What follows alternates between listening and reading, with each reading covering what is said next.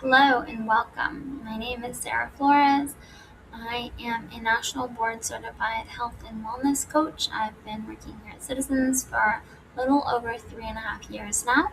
And along with Melissa Heyman, we are your wellness coordinators. So we manage the Well Points program. We help people get their HSA contribution through the Well Points program. We also offer free health coaching to employees and your spouses. And we do educational sessions such as these workshops. We do in person and virtual ones each quarter, so look out for those. And also recording some of these so you have access to them later. So today we're going to be talking about how to read and understand food labels.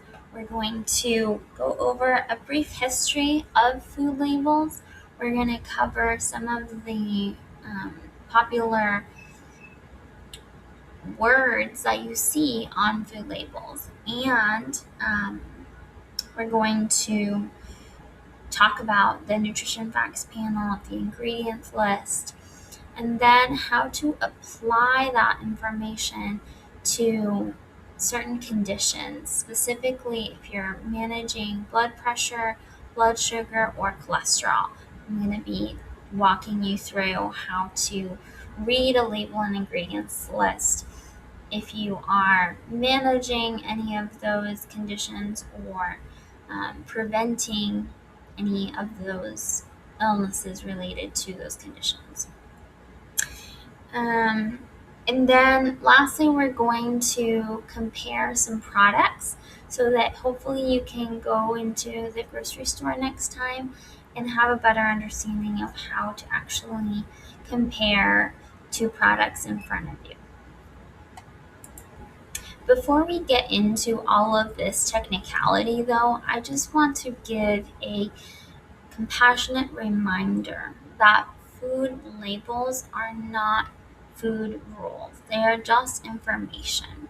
They tell you about what scientifically is inside of a food product, but it doesn't say so much of the other things that food gives us. It doesn't tell us the texture, the taste, the satisfaction, pleasure that you might derive from the food, the nostalgia, the memories. It doesn't say any of that. And it also doesn't tell you specifically how you're going to respond to a food.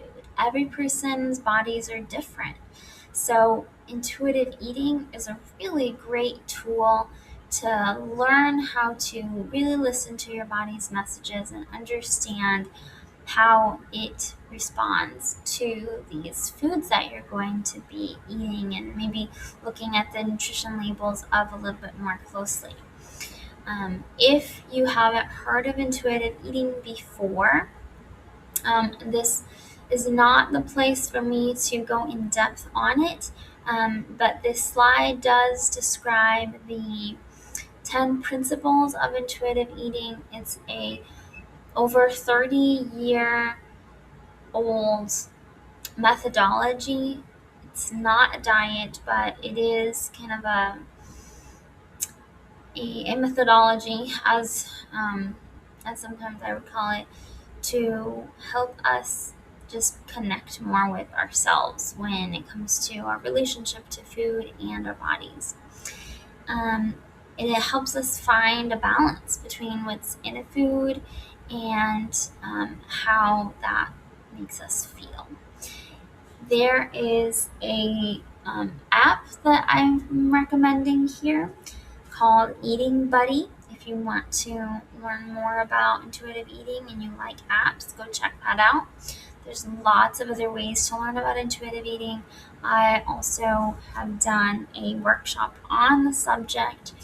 If you didn't catch that webinar at the beginning of this year, then of 2026, I would highly encourage you to go reach out to me via email or Teams, and I can get you the link.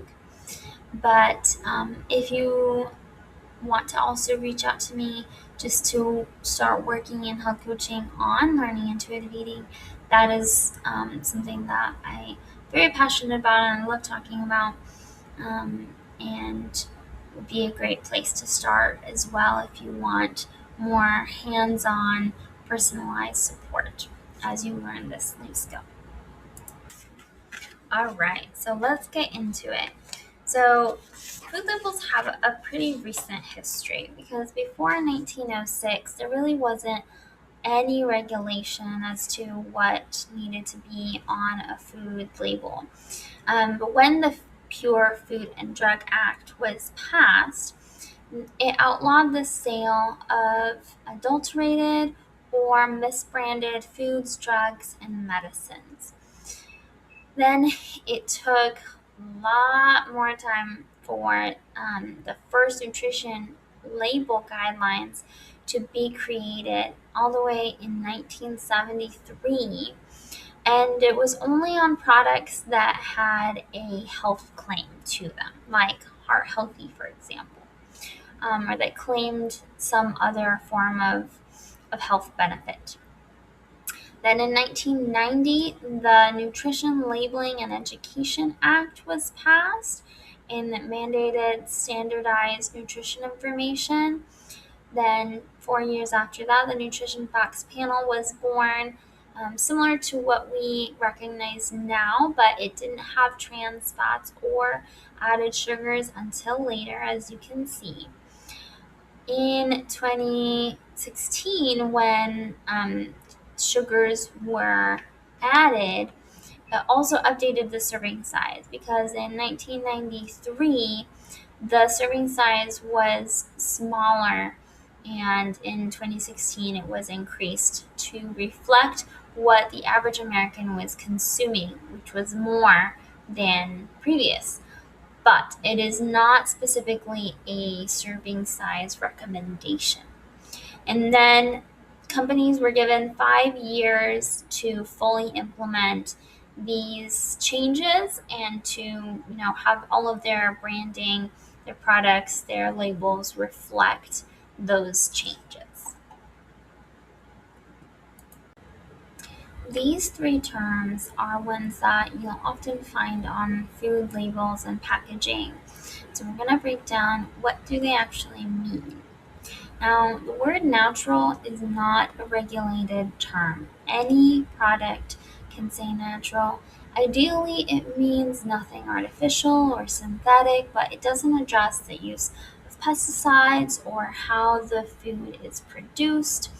It also does not have to mean anything because it is, again, unregulated. Non GMO verified is regulated by the Non-GMO Project, which is a nonprofit, and it means no genetically modified organisms, but it doesn't mean that the product is organic. In the slides, I have a bunch of notes and more information if you want to do a deeper dive. And I have on this particular slide more information about what non GMO is talking about. But in order to keep this presentation fairly general, I'm not going to get into GMOs specifically. But if you're interested, just more learning on your own, or reach out to me and I can get you the slides and you can take a look at what I have in there. And then USDA Organic talks about no GMOs, no growth hormones, and no antibiotics.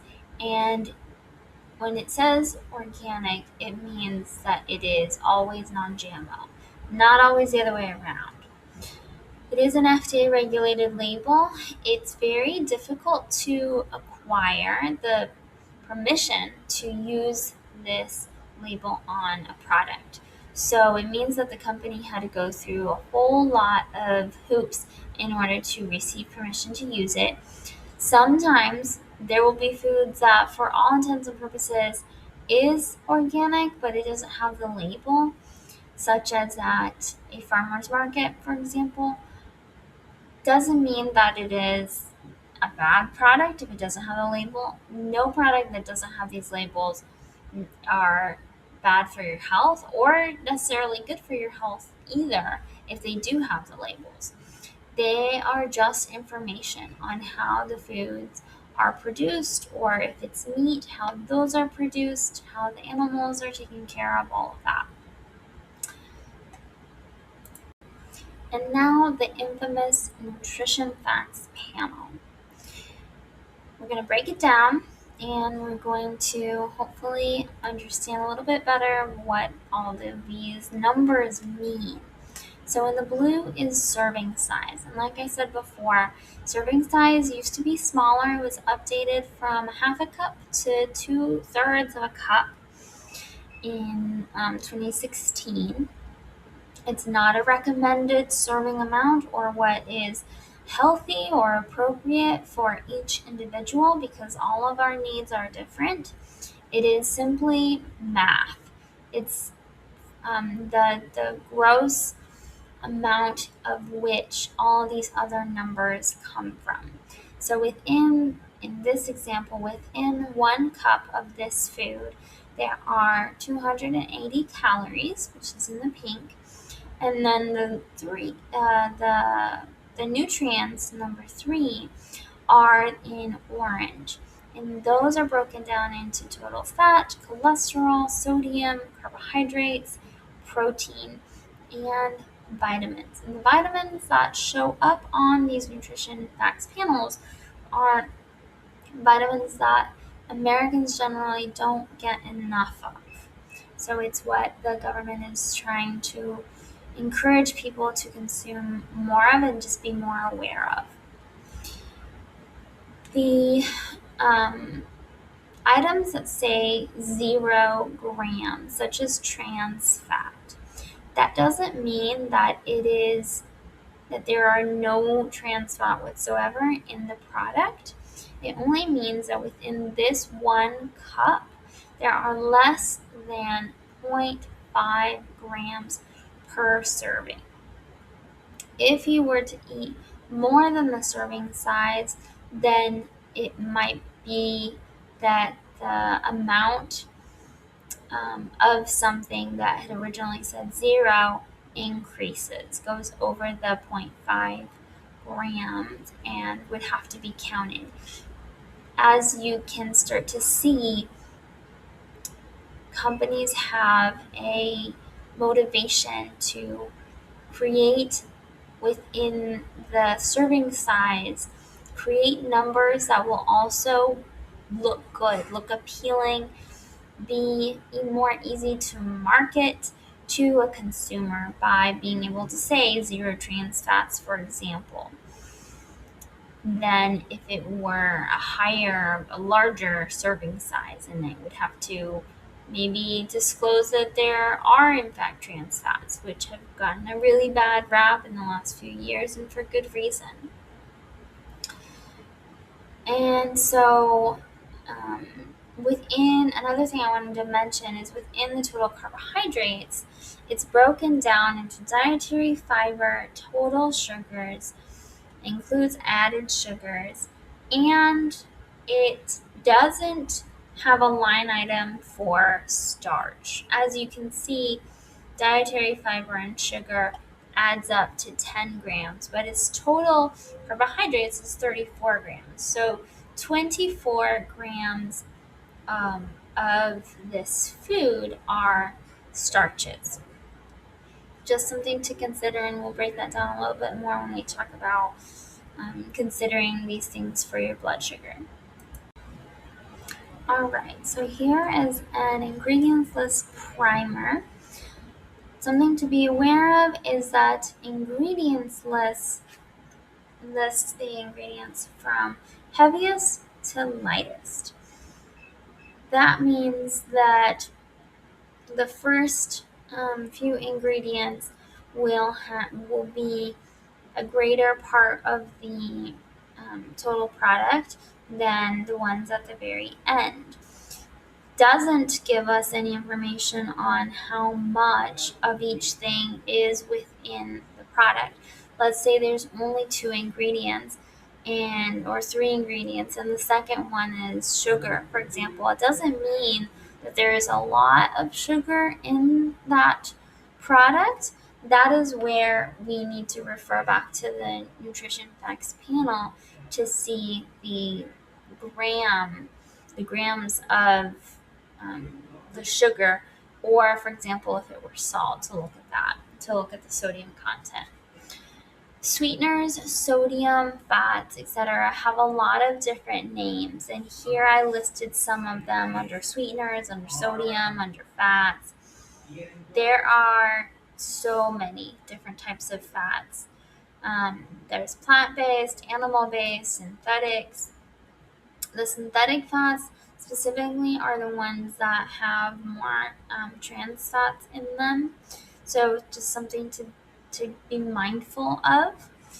And then an ingredients list will also say that somewhere it'll list if there are any of the 8 major allergens in the food. And if there are, it will also have a statement at the bottom or somewhere around the ingredients list of the nutrition facts panel saying contains wheat, milk, and soy, for example.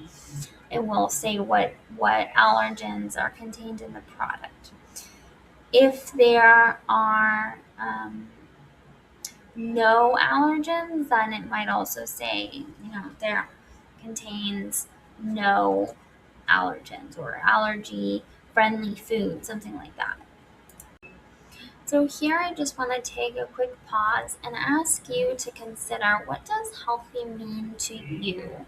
Because on a label, there are going to be a lot of different things vying for your attention, trying to market the product to you, get you to buy it. But it's important that you be aware of what your body needs. Are you considering macros, the protein, carbohydrates, and fats in the food? Are you considering the calories in the food?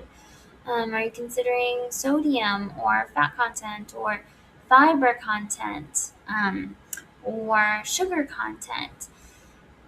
I will say about the calories real quick is that calories are simply a unit of energy, and it doesn't tell us even how that amount of energy will impact our body, how it will give us energy or not. Simply because something is higher amount of calories doesn't mean it will give us more energy for the duration that we need it for. It can sometimes elevate our blood sugar and then just to have us crash. So important to know, what is it that makes me feel good, and what do you want to focus on when thinking of foods and purchasing foods. And so now we're going to get into how to look at labels from the perspective of managing your blood sugar.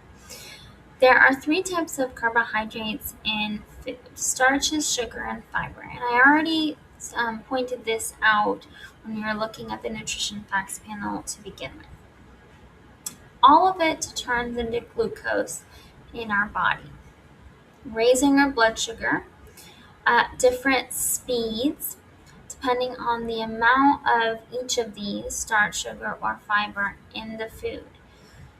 Added sugars, large amounts of added sugars specifically, raise blood sugar even more quickly. But even if it were naturally occurring sugar, such as in a banana or in a dairy product, lactose is a sugar.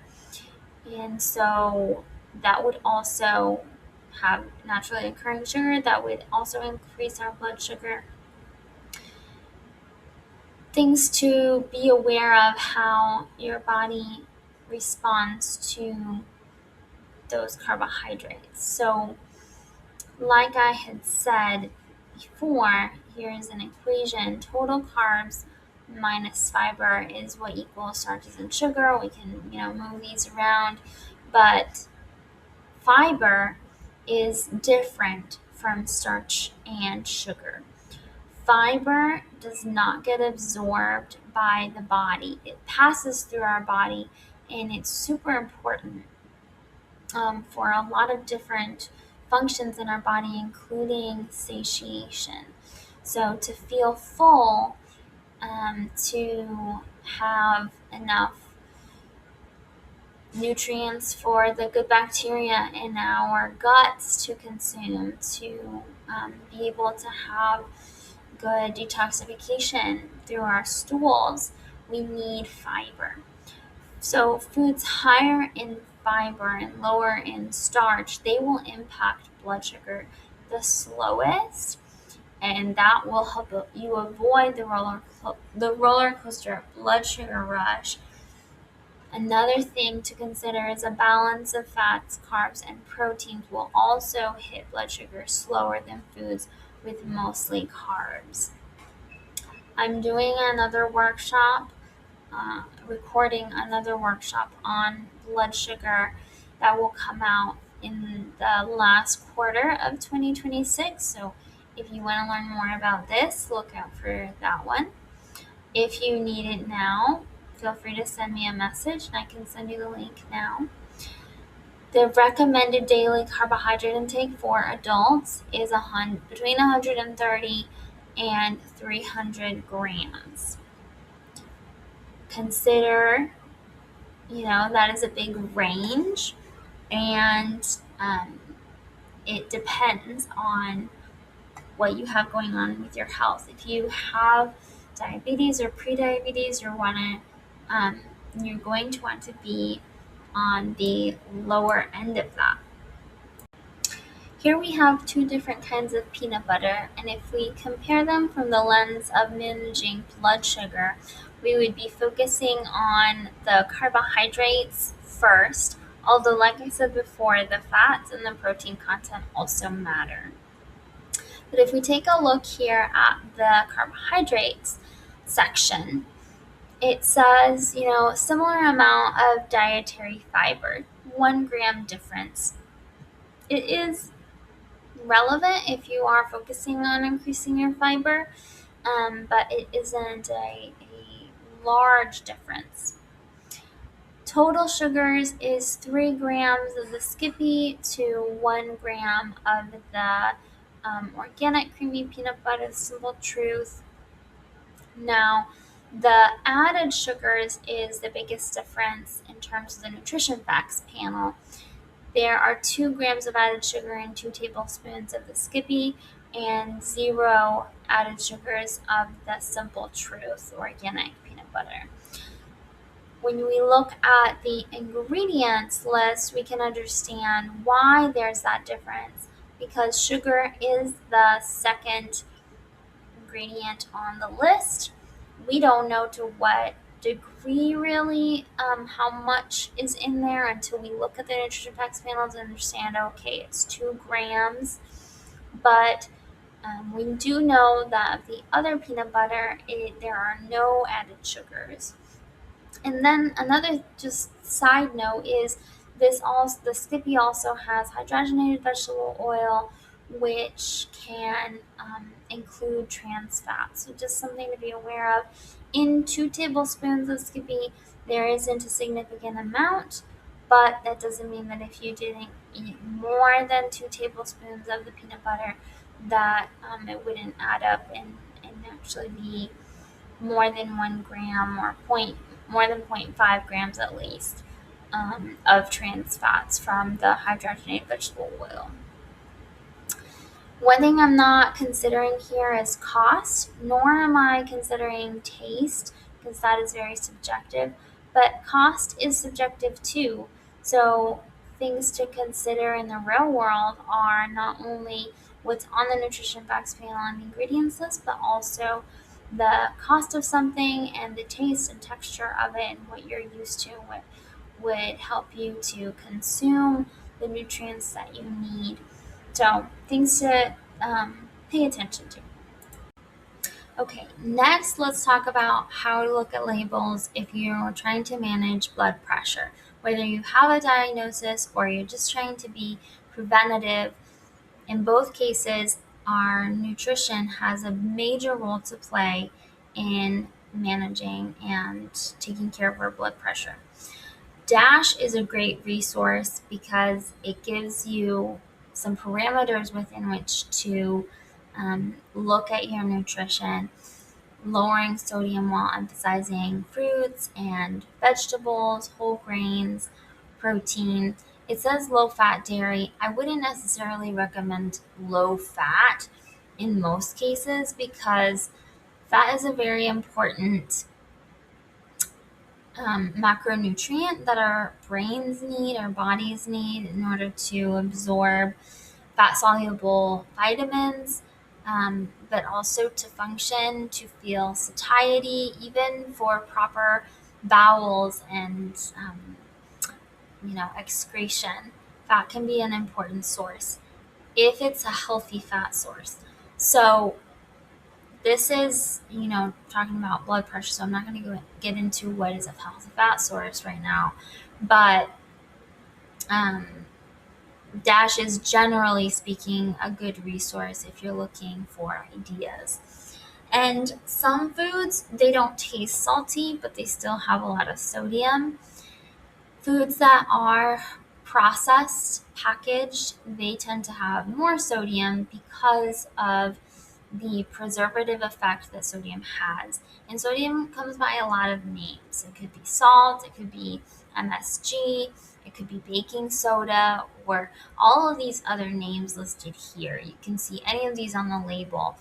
But most of them, other than baking soda and MSG, will say specifically sodium in it. So it is a little bit easier to catch in the ingredients list, but that's where the the nutrition facts panel comes in as a good resource because you can just look at the line item, the sodium line item, and see how much sodium is in it.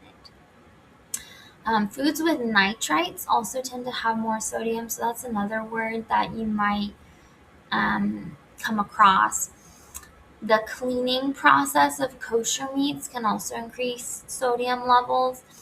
And if you want to focus on eating kosher meats, then it can help to soak those meats in water first to take out some of the sodium. But the nitrites, those would be found in things like hot dogs, cured meats. So if you can lower the amount of those foods that you consume in your diet, and also if you can focus on buying the types of those products that say that they are nitrate free, which tend to be a little bit more expensive, so it's not accessible in all cases. But if it is accessible to you, that's something to consider.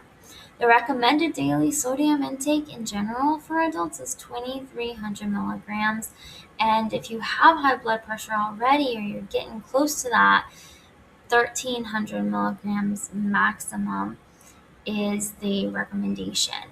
And we're going to look at a product next, and you'll see how easy it is to really get close to that maximum number. So here are two products that you might pick up at the grocery store and want to compare.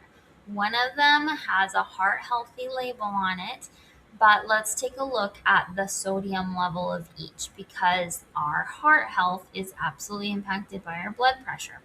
So sodium level in the home-style chicken noodle soup is 890 milligrams for one half a cup.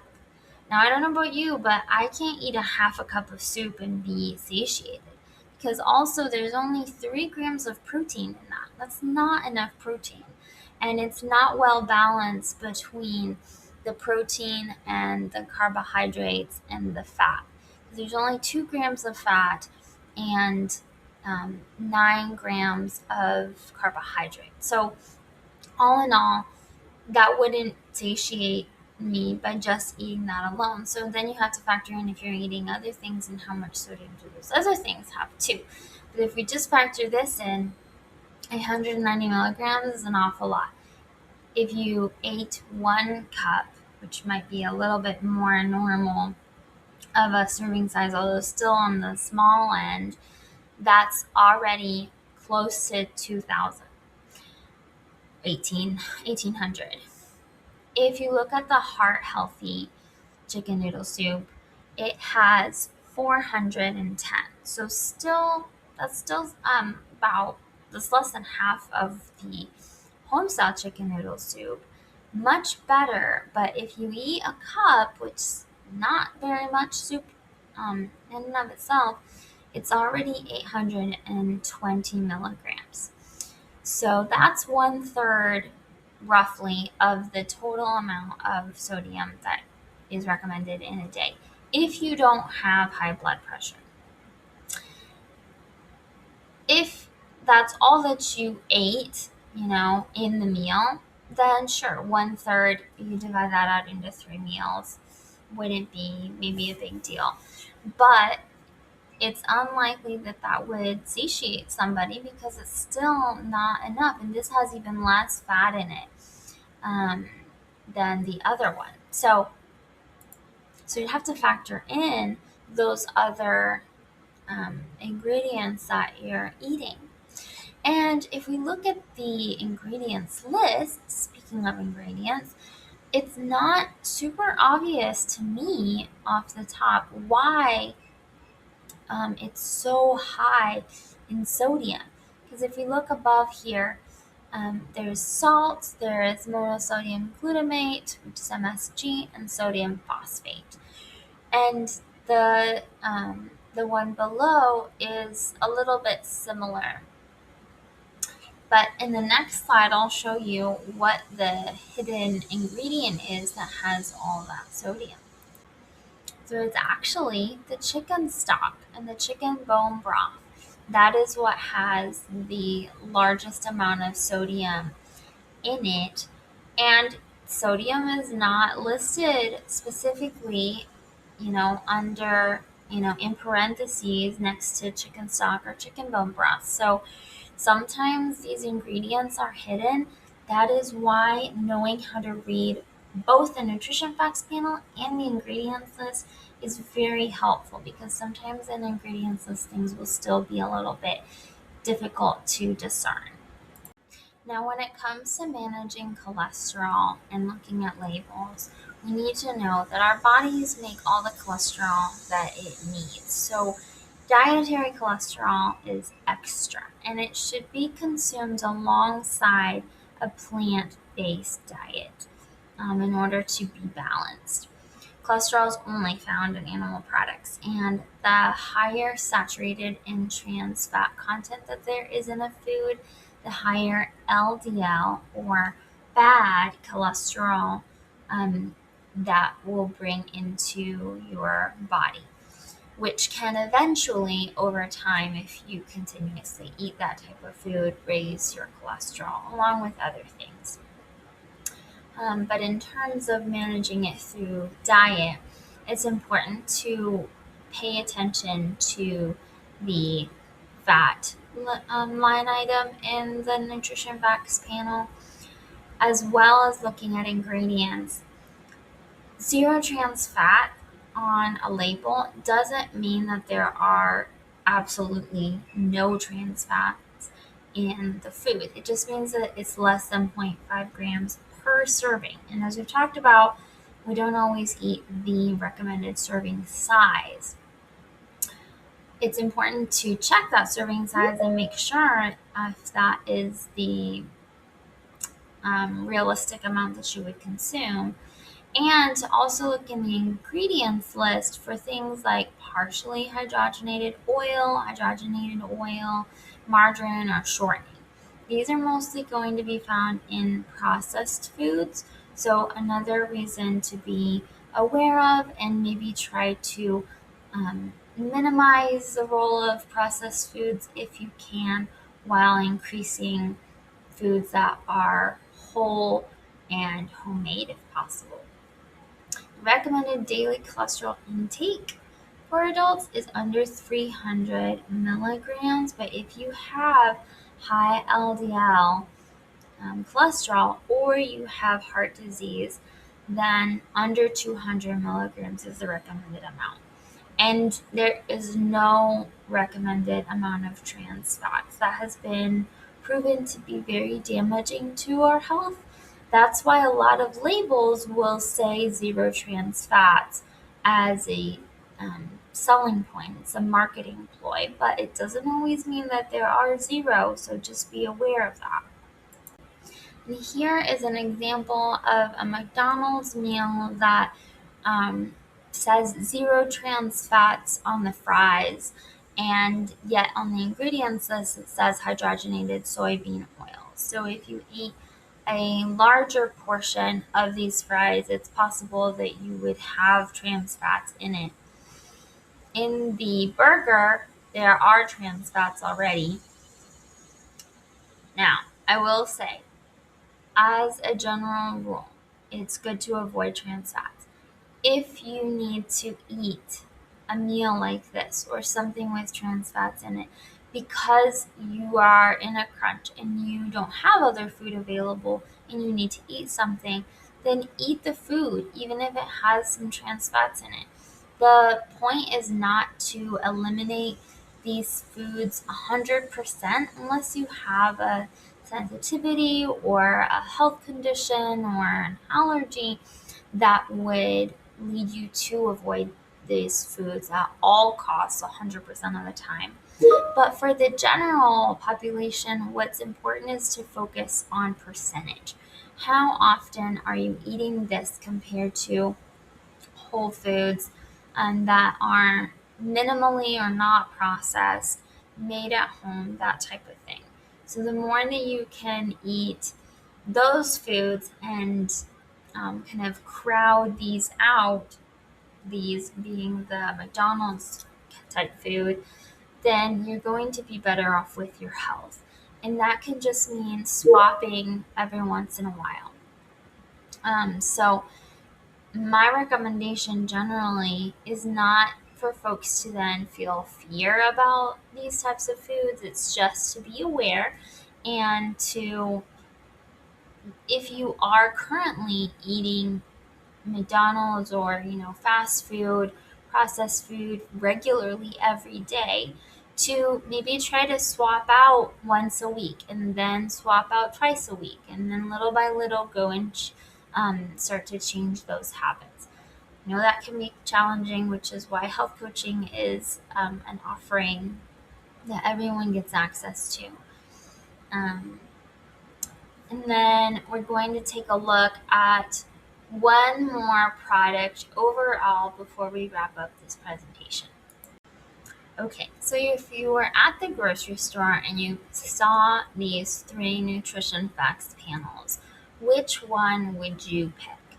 Now remember, we've talked about looking at labels from 3 different perspectives, but now you have to bring all of those 3 things together into the real world. If you look at these 3 products, the biggest differences really are in the total carbs and within that, the sugars and the protein. Fat is minimally different. Some have 0 fat, and some have a little bit. And again, fat is an important macronutrient. We have to balance that out with how many added sugars we want to consume. And if you want to know, or if you want to be focusing on your protein, noticing that as well in these products. Next, these are the ingredients list for those 3 products. They're labeled A, B, and C. If you need to go back and look at the nutrition facts panel for a minute, feel free to do that. But this will also give us a little bit of idea of maybe where that added sugar is coming from, and there's nothing specifically that will say protein a lot of the times unless there's added protein powder supplemented into the food, but milk has protein in it.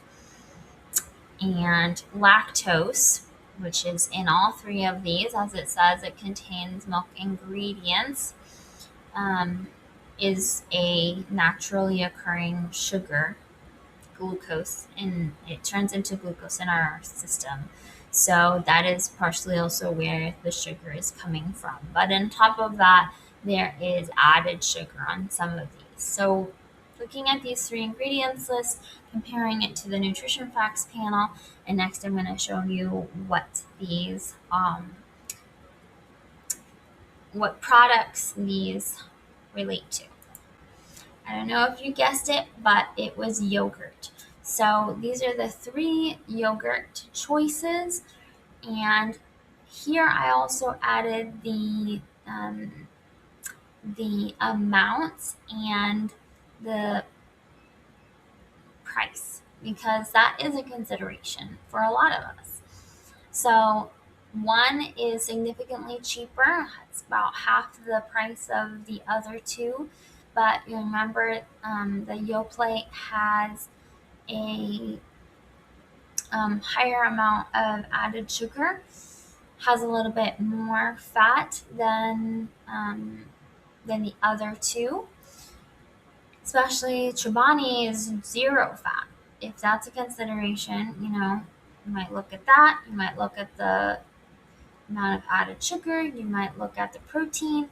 You might supplement with your own stuff if you wanted the flavor of something, but then you wanted to add plain yogurt to offset the added sugars on one of these, or you wanted to add whole yogurt, whole milk yogurt, or Greek yogurt in order to increase the fat content, or you can add some protein powder to increase the protein on any of these. But it's all things to just consider. You can play around with food, you can add and supplement to all of these very easily. So it's just things to notice, and as you go into the real world and look at labels for yourself, I know it can feel tricky, and that is why, again, I am here to provide support with health coaching if that's something that you feel would be helpful. Overall, the final takeaways that I would love for you to have from this is number one, food isn't good or bad. It's neutral. It's just food. It doesn't have morals to it. However, it does have different effects on our body depending on the types of ingredients, the types of nutrients that are in the food, and those effects can be both short or long term, both and or. And then the second thing is, how do you know what's healthy for you?